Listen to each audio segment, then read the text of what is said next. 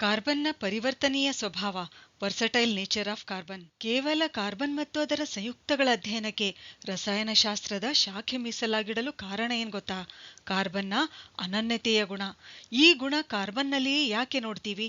ಈ ಗುಣ ಇತರೆ ಧಾತುಗಳಿಗೆ ಯಾಕಿಲ್ಲ? ಇದಕ್ಕೆ ಕಾರಣ ಕಾರ್ಬನ್ನ ಎರಡು ಅನನ್ಯ ಗುಣಗಳು. ಒಂದು ಕೆಟನೀಕರಣ, ಮತ್ತೊಂದು ಚತುರ್ವ್ಯಾಲೆನ್ಸಿ. ಕೆಟನೀಕರಣ ಎಂದ್ರೇನು?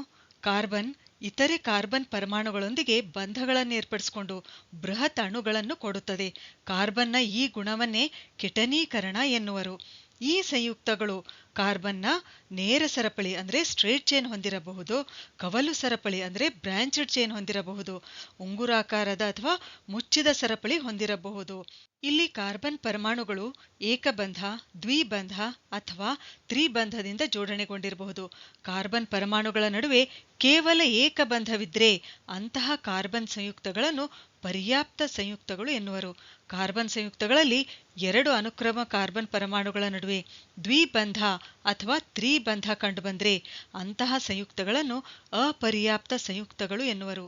ಕಾರ್ಬನ್ ಸಂಯುಕ್ತಗಳಲ್ಲಿ ಕಂಡುಬರುವಷ್ಟು ಪ್ರಮಾಣದಲ್ಲಿ ಕೆಟನೀಕರಣ ಗುಣ ಇತರೆ ಯಾವುದೇ ಧಾತುಗಳು ತೋರ್ಪಡಿಸೋದಿಲ್ಲ.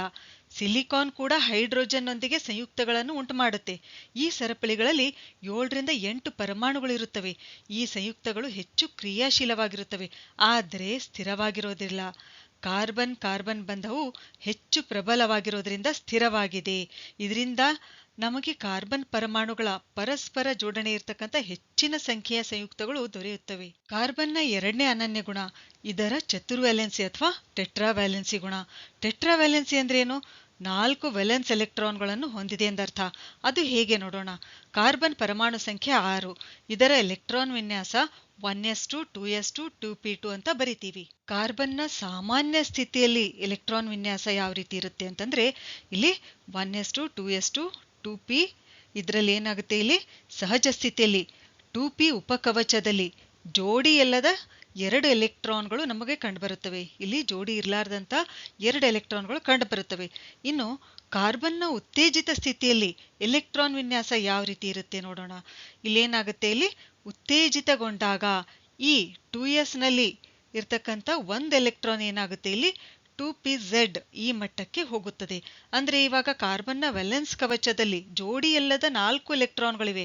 ಇಲ್ಲಿ ನೀವು ನೋಡ್ಬೋದು, ಈ ವೇಲೆನ್ಸ್ ಕವಚದಲ್ಲಿ ಹೊರಗಡೆ ಈ ವೇಲೆನ್ಸ್ ಕವಚದಲ್ಲಿ ಜೋಡಿ ಇರ್ಲಾರ್ದಂತ 4 ವೇಲೆನ್ಸ್ ಎಲೆಕ್ಟ್ರಾನ್ಗಳಿವೆ. ಅದಕ್ಕೆ ಕಾರ್ಬನ್ ಅನ್ನ ಚತುರ್ವ್ಯಾಲೆನ್ಸಿ ಅಥವಾ ಟೆಟ್ರಾವ್ಯಾಲೆಂಟ್ ಆಗಿದೆ ಅಂತ ಹೇಳ್ತೀವಿ. ಇದರಿಂದ ಏನಾಗುತ್ತೆ, ಕಾರ್ಬನ್ 4 ಇತರೆ ಕಾರ್ಬನ್ ಪರಮಾಣುಗಳೊಂದಿಗೆ ಅಥವಾ ಏಕವ್ಯಾಲೆನ್ಸಿಯ ಬೇರೆ ಧಾತುಗಳೊಂದಿಗೆ ಜೋಡಣೆಗೊಳ್ಳುವ ಸಾಮರ್ಥ್ಯ ಹೊಂದಿದೆ. Hydrogen, oxygen, nitrogen, sulphur, chlorine ಮತ್ತು ಇತರೆ ಹಲವಾರು ಧಾತುಗಳೊಂದಿಗೆ ವಿಶಿಷ್ಟ ಗುಣಗಳುಳ್ಳ ಕಾರ್ಬನ್ ಸಂಯುಕ್ತಗಳನ್ನು ಉಂಟುಮಾಡುತ್ತದೆ. ಕಾರ್ಬನ್ ಇತರೆ ಧಾತುಗಳೊಂದಿಗೆ ಉಂಟುಮಾಡುವ ಬಂಧಗಳು ಸಾಕಷ್ಟು ಪ್ರಬಲವಾಗಿದ್ದು ಈ ಸಂಯುಕ್ತಗಳನ್ನು ಹೆಚ್ಚು ಸ್ಥಿರವಾಗಿರುವಂತೆ ಮಾಡುತ್ತದೆ. ಕಾರ್ಬನ್ ಹೀಗೆ ಪ್ರಬಲ ಬಂಧಗಳನ್ನು ಉಂಟುಮಾಡಲು ಒಂದು ಕಾರಣವೇನೆಂತಂದ್ರೆ ಅದರ ಗಾತ್ರ ಚಿಕ್ಕದಾಗಿರೋದು. ಗಾತ್ರ ಚಿಕ್ಕದಾಗಿದ್ರೆ ಏನಾಗುತ್ತೆ, ಕಾರ್ಬನ್ ತಾನು ಹಂಚಿಕೊಂಡಿರುವ ಎಲೆಕ್ಟ್ರಾನ್ಗಳನ್ನು ಪರಮಾಣು ಬೀಜ ಕೇಂದ್ರವು ಪ್ರಬಲವಾಗಿ ಹಿಡಿದಿಟ್ಟುಕೊಳ್ಳುವಂತೆ ಮಾಡುತ್ತದೆ. ಒಂದು ವೇಳೆ ಧಾತುಗಳು ದೊಡ್ಡ ಪರಮಾಣುಗಳನ್ನು ಹೊಂದಿದ್ರೆ ಬಂಧಗಳು ದುರ್ಬಲವಾಗಿರುತ್ತವೆ. ಉದಾಹರಣೆಗೆ ಹೈಡ್ರೋಜನ್ ಬಂಧ. ಸರಿ, ಹಾಗಾದ್ರೆ ಮುಂದಿನ ವಿಡಿಯೋದಲ್ಲಿ ಪರ್ಯಾಪ್ತ ಮತ್ತು ಅಪರ್ಯಾಪ್ತ ಕಾರ್ಬನ್ ಸಂಯುಕ್ತಗಳ ಬಗ್ಗೆ ತಿಳಿದುಕೊಳ್ಳೋಣ.